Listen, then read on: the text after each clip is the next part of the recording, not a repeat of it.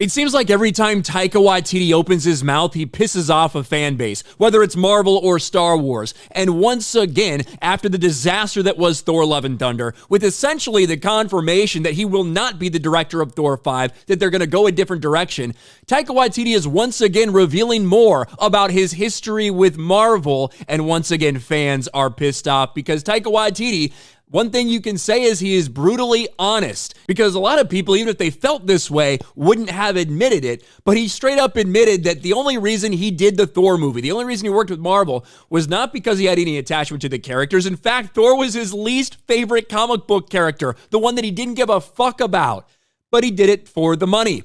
Taika Waititi admits he only did Thor for the money. The director comes clean about his connections to the MCU. And here's the big quote that's coming out there from basically every different media site.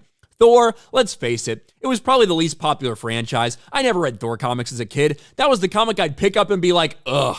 And then I did some research. I was still baffled by this character. And it all comes from this article for Variety.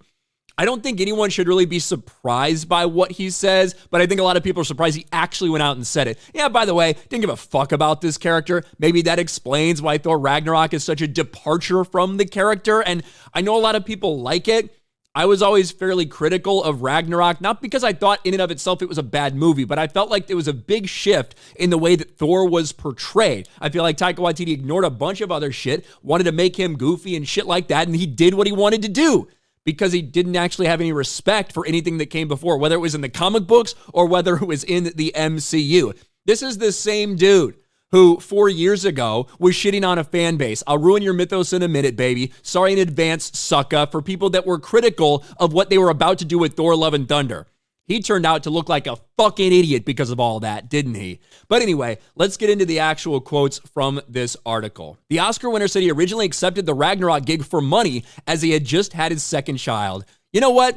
I had no interest in doing one of those films. It wasn't my plan for my career as an auteur, but I was poor and I just had a second child and thought, you know what? This would be a great opportunity to feed these children.